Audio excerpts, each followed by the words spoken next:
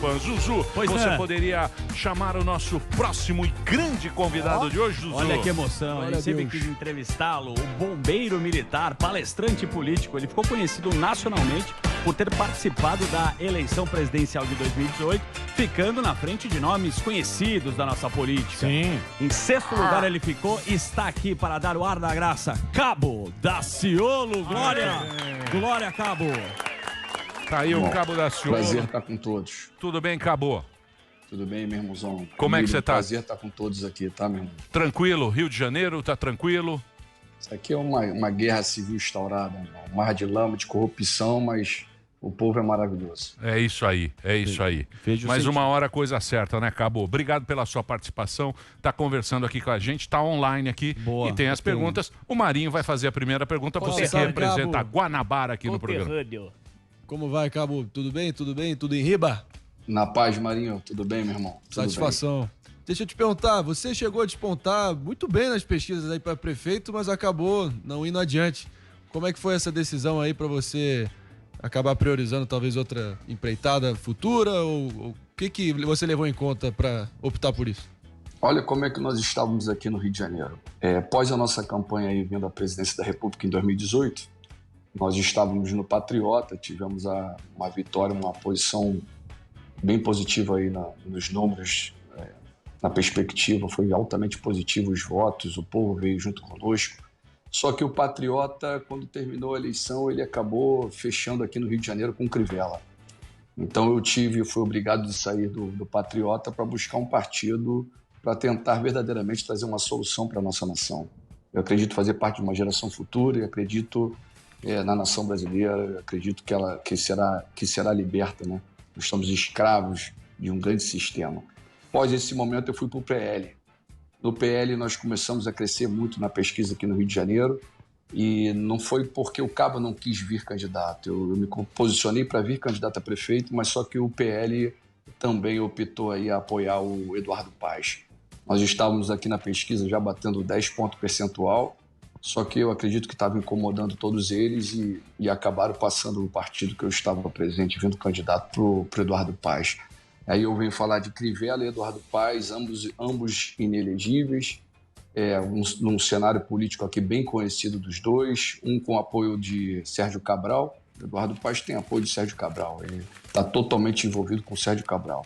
E do outro lado o Crivella, que está tendo o apoio do Bolsonaro. Eu só queria aproveitar aí essa pergunta para poder dizer para todos os ouvintes aí que, na verdade, Crivella e Eduardo Paes são amiguinhos. É só visualizar a eleição de 2008, Crivella vinha candidato a prefeito, ele veio na campanha toda batendo contra o Eduardo Paes, falava sempre contra o Eduardo Paes. Só que aí chegou no segundo turno, o Crivella não passa para o segundo turno. Quem passou para o segundo turno foi o Gabeira e o Eduardo Paes. E o Crivella pegou a igreja toda, pegou todo mundo e apoiou o Eduardo Paes. Entendeu? E aí você para e analisa que esse papo de esquerda e direita e que eles, na verdade, são amigos. É tudo contra o povo. Infelizmente, é o cenário político nacional. Daciolo, eu tenho uma pergunta sobre economia, porque eu gostava bastante dos momentos dos debates, acompanhava com bastante atenção, mas não ficou claro para mim o que você faria da economia, assim. O que você acha que a gente está fazendo certo na economia, o que está fazendo errado? Porque você é sempre muito preocupado com a nação brasileira, então tenho essa dúvida. Olha, na verdade, nunca pediram uma auditoria da dívida pública. Só quem pediu auditoria da dívida pública no Brasil foi Getúlio Vargas com Oswaldo Aranha. Todos os demais, o senhor Fernando Henrique, o senhor Lula, o próprio Bolsonaro, Temer, nunca pediram uma auditoria da dívida pública. O Brasil é uma nação muito rica, tá certo? Tanto em biodiversidade quanto o próprio nióbio, a água, uma população maravilhosa. Nós estamos falando aí de um PIB que já passou de 6 trilhões. Você que é um especialista aí na área de economia da nossa nação, você vai lembrar que em 1994 nós estamos falando aí de uma dívida externa no valor inferior a 90 bilhões.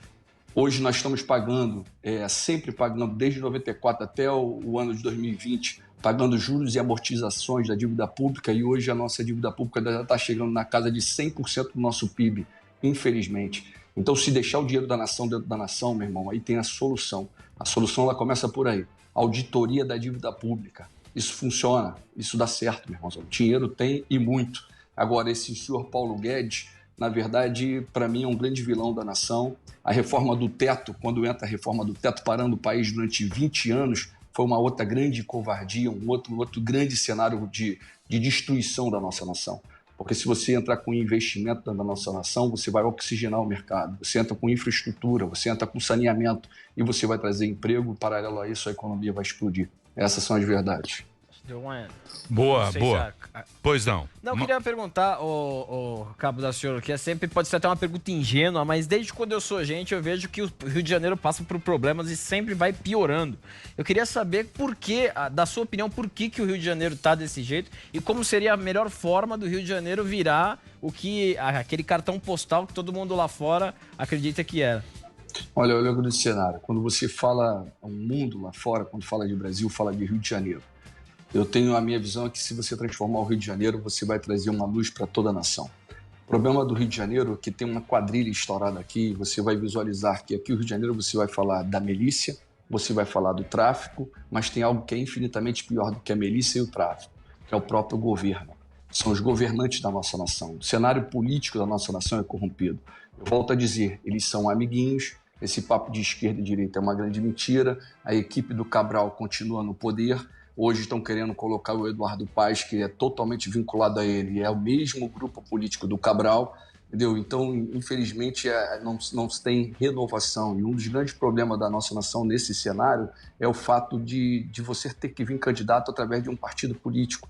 Enquanto nós não adotarmos aqui no Brasil a candidatura avulsa, meu irmão, vai ser difícil a transformação. Porque um dos grandes cânceres da nação são os partidos políticos. É uma quadrilha estourada no nosso país, em toda a esfera. Você vê agora, um momento de pandemia, por que nós estamos falando agora de eleição?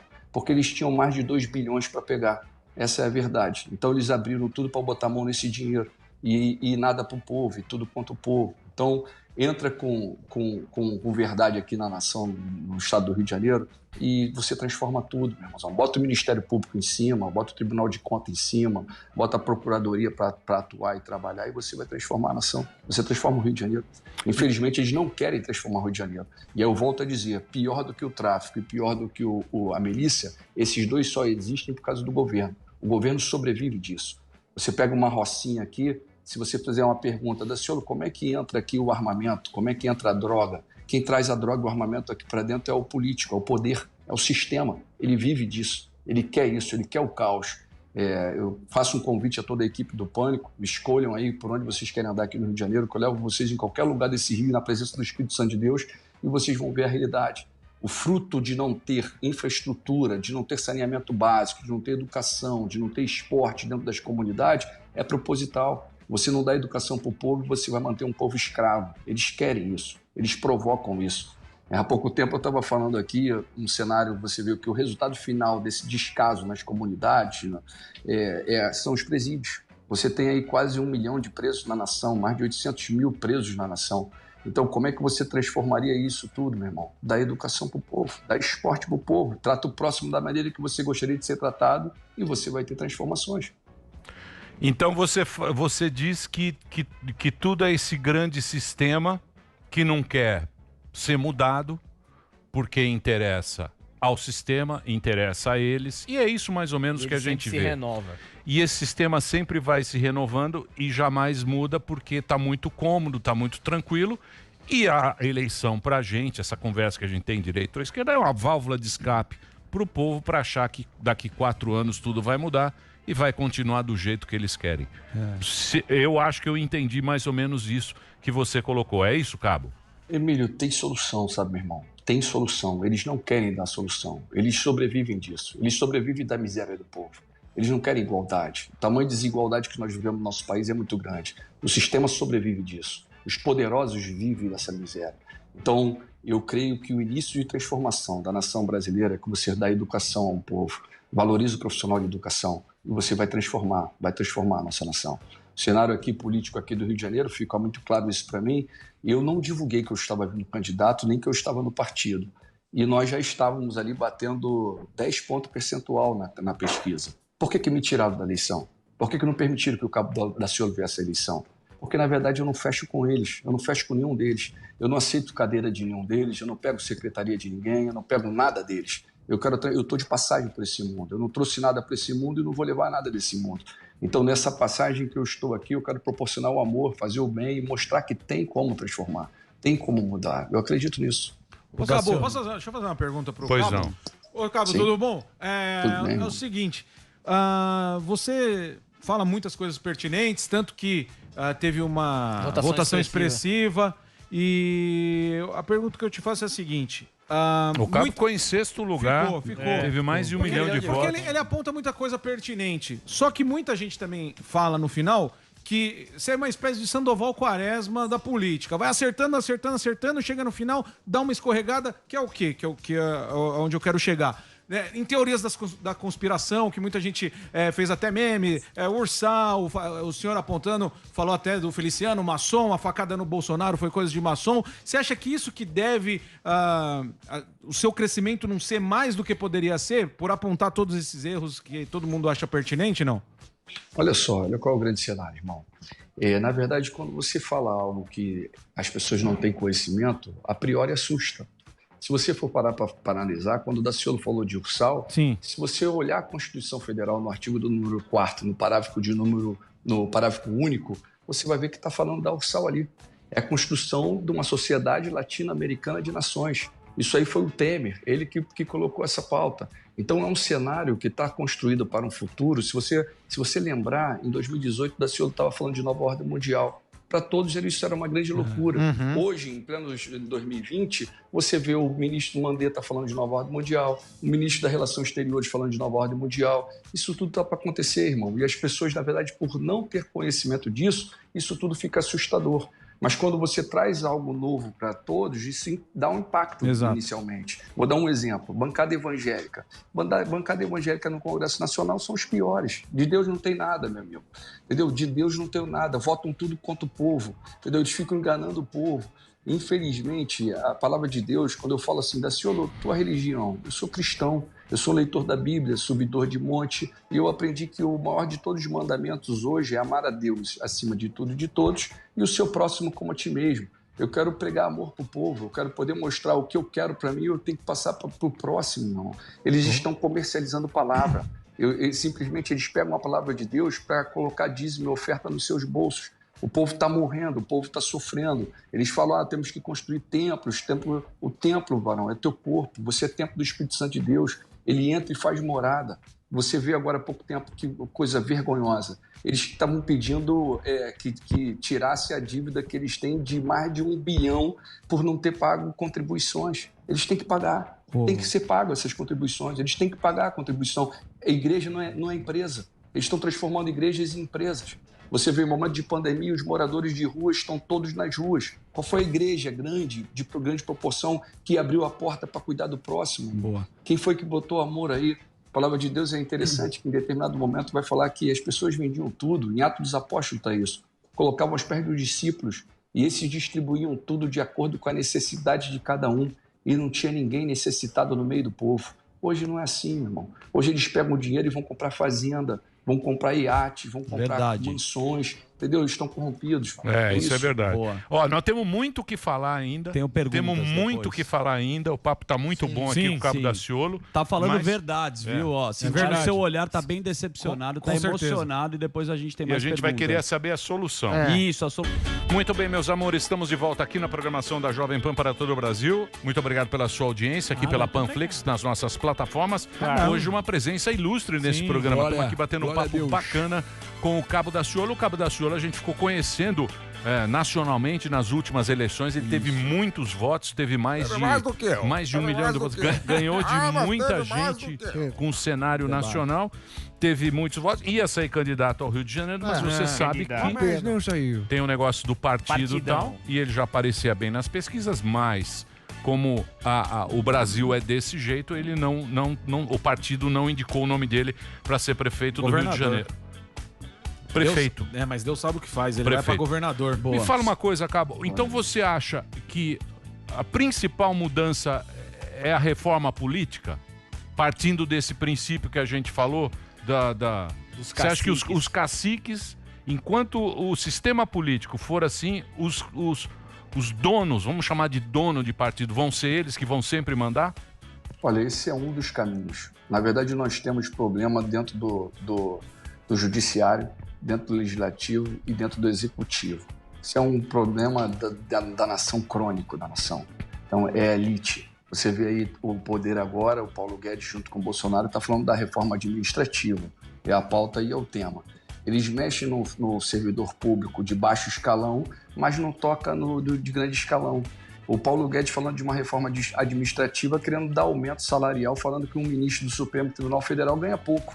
Ele deve estar brincando. Ele está brincando com falar uma coisa dessa. Entendeu? Ele está mexendo nos agentes, está mexendo no grupo aqui inferior aos professores, mas não mete na elite, no político, o salário do político. Política, meu irmão, um parlamentar, isso não é profissão, isso é vocação. Eles têm que ter emprego, e aí eles vão lá por vocação fazer algo verdadeiro para o povo. Ele não tinha que nem receber. Esse é o meu entendimento. Entendeu? Mas, infelizmente, no Brasil não funciona assim. Entendeu? Então, tem que diminuir o número de parlamentares. Por que você precisa de 513 parlamentares? Por que precisa disso tudo dentro da nação? Isso aí é uma grande... É um desvio monstruoso de dinheiro para dentro da nação. Entendeu? É triste. Você olha dentro do Congresso Nacional, eu fiquei lá 4 anos e eu não quis mais ser deputado federal. Eu não quis vir mais candidato à reeleição, porque aquilo ali é tudo uma grande mentira, não. É tudo contra o povo ali. O que se vota ali são emendas parlamentares. Você, ou melhor, é o executivo executando e legislando lá dentro. Entendeu? São medidas provisórias. É o tempo todo isso. E tudo contra o povo. Tudo contra o povo. E isso é muito triste. Por isso eu optei por elas majoritárias. Eu acredito que com a cadeira majoritária você pode trazer uma grande transformação, uma grande solução. Então a reforma política é importante, a tributária é importante, a administrativa é importante, desde que seja feita da forma correta. Pegar um ministro da Economia e falar que o salário de um ministro do Supremo Tribunal Federal é pouco, ele só pode estar brincando, querendo criar mais impostos. A solução não é criação de mais impostos. Ele quer voltar agora com o CPMF. Pô, tá repreendido, meu irmão. Tem que diminuir. Chega de imposto para a nação, chega de imposto para todos. O exemplo aqui no Rio de Janeiro, eu vou dar um exemplo aqui no Rio de Janeiro, que foi até algo de grande polêmica agora há pouco tempo aqui com a linha amarela. A linha amarela, e tanto a linha amarela quanto a transolímpica, é inconstitucional. É inconstitucional. Você não pode cobrar pedágio interbairros. Os pedágios eles podem ser cobrados intermunicipais e interestaduais. Não existe pedágio interbairros. Se vocês conhecessem aqui o Rio de Janeiro, talvez alguns dos senhores conheçam, eu tenho aqui a Avenida das Américas. Eu moro aqui no Recreio de Bandeirantes. A Avenida das Américas, ela corta do Recreio, vai até a Barra da Tijuca. É como se eu colocasse um pedágio no meio dela. Não pode, pô. Isso é inconstitucional, isso aí não era nem tema. Aqui teve uma briga judicial para tirar agora o pedágio da linha amarela, mas não foi para tirar o pedágio. Ele quis tirar da concessão que estava sendo dada aí à Lanza e passar para a prefeitura. Não pode ser cobrado ali. E como que faz? Você não cobra. Aquilo ali tu tem que punir quem tem que pegar esse dinheiro todo que foi retirado do povo, tanto da Transolímpica quanto da linha amarela. Isso é inconstitucional. Ou então rasga a Constituição. É só parar e analisar. Pedágio é interbairro e intermunicipal. Ou melhor, intermunicipal e interestadual. Interbairro não existe. E indo ao encontro da última pergunta do Emílio, eu estava lá no primeiro debate da Band de 2018, eu estava lá e lembro muito bem a primeira vez que o Brasil, grande parte do Brasil teve contato com você. Eu lembro que o Bolsonaro, o então candidato Bolsonaro, selecionou você na primeira pergunta e fez uma pergunta sobre a distribuição de cargos para o Centrão e você levantou para você cortar no Alckmin. O Alckmin ali como o bode expiatório, completamente vendido ao Centrão, tinha feito a coligação imensa. E agora você vê ele fazendo exatamente o que ele professava contra. O que você acha do governo dele no momento e desse último desdobramento dele estar agachado aí pro Centrão? Que isso, eu vou dizer que eles são, eu volto a dizer, são amiguinhos, meu irmão. São amigos, são todos amigos ali. Quando sai do debate, quando se tira as câmeras, tá todo mundo tomando cafezinho junto e rindo, irmão. É só você olhar, olha as posturas. Pega o Bolsonaro antes, você vai ver que o Bolsonaro sempre foi contra a reforma da Previdência. A Previdência sempre foi superafitária. Isso aí foi para escravizar ainda mais o povo. Você visualiza que ele sempre foi contra a privatização, por exemplo, da Casa da Moeda. Já fala da privatização da Casa da Moeda. Do Tesouro também da Eletrobras. Sempre foi contra. Agora está falando, já posicionando favorável. Infelizmente, meu irmão, quando eles já sentam, eles não mudaram depois que sentou, não. Eles já estavam ali juntos, já caminhavam juntos, já conversavam juntos. O Centrão está do lado dele hoje, não é novidade. Ele sempre esteve junto e próximo de todos do Centrão. Então, infelizmente, o povo que fica sendo enganado. Por isso que eu falo, esse papo de esquerda e direita é tudo mentira. Se você for olhar agora o cenário, o número de desemprego só está aumentando. Mas o número de desemprego não é consequência só da pandemia, porque já estava assim desde o governo até do Lula. Lá atrás, isso tudo já estava acontecendo. Então, isso não é de agora. Isso aí é uma política de vamos escravizar o nosso povo. Infelizmente, nós não temos uma política de nação. Nós ainda somos colônia, nós não somos ainda independentes. Ô, Cabo, mas como que você consegue implantar tudo isso que você acredita se não tem... eu também acho que esse lance de se aliar, depois de falar eu não vou me juntar ao Centrão, depois juntar, é porque ele viu que não dá pra jogar o jogo. Você teve dentro lá como deputado, sabe como que é o jogo, é jogado. Você, como presidente, como faria se não tem esse jogo, não tem esse... vamos chamar de toma lá da cá, vai. Esse lance aí de se juntar a peças-chave para conseguir governabilidade. É isso. Como que faria?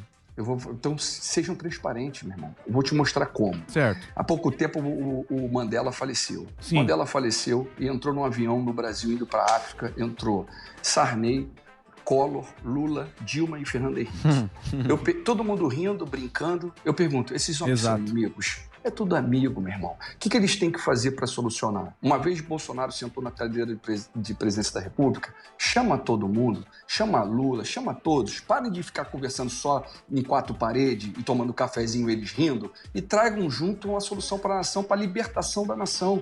Para deixarmos de sermos colônia e transformar uma nação. O dinheiro da nação tem que ficar dentro da nação, tem que ser investido em educação, em infraestrutura, tem que derrubar, tem que ser revogada a pauta do teto, tem que ser derrubado. Isso parou o país durante 20 anos, com isso nós estamos entrando num cenário de caos. Você pega um momento agora, pandemia, quantos e quantos, além do desemprego disso tudo, mas se você for olhar antes da pandemia, em março, o dólar já estava em R$5. Então, a consequência disso não foi a pandemia, já é uma má gestão já acontecendo já propositalmente. Por quê, Daciolo? Porque o dinheiro da nação não fica na nação, Varão. Aproveitando essa pauta, Daciolo, primeiro eu queria falar para você está com um olhar aí decepcionado, triste. A gente gosta do seu entusiasmo, é um cara aí que é muito carismático, então... Tem solução, tá? Eu quero deixar muito claro que tem solução. É aí que eu quero saber a solução, porque teve um vídeo que viralizou na internet recente falando que você já tinha avisado da pandemia, né? Foi. Falou da Rússia, falou da China. Então, primeiro, você já tinha avisado, e segundo, se você tivesse a caneta, fosse o nosso presidente, o que você faria nesse momento que é tão trágico para a nação? De cara, você verdadeiramente tem que tratar o próximo da maneira que você gostaria de ser tratado. Então, de cara, para você mudar uma nação, você vai dar educação a esse povo. Eu vou dar um exemplo para você agora aqui. Eu acredito em ressocialização. Eu acredito verdadeiramente que uma pessoa que cometeu erros, ela pode ser transformada com cursos técnicos, cursos profissionalizantes, com educação. Vou dar um exemplo que nós falamos agora há pouco sobre o sistema penitenciário brasileiro, que nós temos mais de 800 mil presos. Na verdade, nós temos ali masmorras medievais. Nós temos na nossa Constituição, você vai ver ali no artigo 5º da Constituição, vai falar que nós somos contra a tortura, sendo que nós temos tortura. Fala que nós somos contra a pena de morte. Nós temos a pena de morte. Ou vamos botar o que é na verdade, ou então, meu irmãozão, vamos analisar a Constituição, vamos cumprir a Constituição. Quando você pega o artigo 6º da Constituição, você vai falar dos direitos sociais. O povo tem direito à moradia, ao lazer, ao esporte, ao trabalho. E cadê, meu irmão? E cadê isso tudo? Chega em momento político, eles prometem tudo, eles colocam tudo. É sempre a mesma pauta. A pauta são a mesma. Eles são os mesmos de sempre, prometendo as mesmas coisas. O que está por trás disso tudo? Tem um grupo de empresários que os bancam. Banca eles, mas depois quer o dinheiro de volta. Depois eles querem esse dinheiro de volta. Então, quando eu estou falando de ressocialização, eu estou falando, por exemplo, eu quero aproveitar aqui até agradecer o governador do Rio, o que foi afastado, o Wilson, quero agradecer o governador Dória, quero agradecer o próprio Bolsonaro e agradecer o governador lá de Curitiba, o Ratinho. Por quê? Porque eu fui lá conversar com eles, olha o que eu fui falar com eles. Abriu o shopping, abriu os parques, tá certo? Você entra num ônibus aqui no BRT, a multidão tá uma em cima da outra, você pega um voo, o voo tá tudo lotado. Eu pergunto, por que um filho, uma criança que tem um pai que pode ter cometido um delito e está presa, por que há 6 meses, ou melhor, 8 meses, essa criança não pode visitar o pai? Por que uma mãe que tem um filho que está preso, por que ela não pode ir lá visitar o filho há mais de 8 meses? Por que não? O processo de ressocialização, ele inicia com a proximidade da família. O preso tem família. Se esse cidadão ele cometeu um crime, ele vai pagar pelo crime. Só que nós temos que averiguar e ter conhecimento que 70% dos presos na nação brasileira não tem o seu julgamento transitado e julgado. Há pouco tempo aqui no Rio de Janeiro, pegaram aqui um garotinho, um jovem de pele escura, um negro, e prenderam o garoto. Esse garoto simplesmente pegaram na rua e botaram esse garoto preso. Só foi liberto, meu irmão, porque ele era um músico, o grupo de música dele foi lá para frente do presídio e começaram a tocar e provaram que o garoto não tinha nada a ver com isso. Então, quantas e quantas pessoas hoje no Brasil estão presas de forma irregular? E os verdadeiros bandidos que deveriam estar presos estão soltos. Eles fazem delações premiadas, pegam aí, devolvem nem 1/3 do que eles roubaram e estão soltos, meu irmão. Estão fazendo cumprido prisões aí domiciliar. E aí um monte de pessoas que pegou um pão para se alimentar, está lá, jogado lá, preso. Então o sistema carcerário do Brasil já começa o grande erro da nação, porque se você não acredita na ressocialização dessas pessoas, até porque isso tudo não é de agora, isso tudo veio da escravidão. Se você olhar lá na escravidão do Brasil, você vai visualizar que os europeus, os brancos chegaram aqui, todos ganharam terras. Os negros vieram para cá, ficaram de escravos, e quando foi dada a liberdade desses negros, não foi liberdade, meu irmão. Jogaram todos para a rua. Hoje tu anda no Rio de Janeiro, tudo que nós temos é consequência desse ato de 1888. Exatamente. Então, ou você vai mudar isso aqui agora, tratando o próximo com amor. Eu vou dar um exemplo, eu vou fazer uma comparação aqui, bem bruta para todos, tá?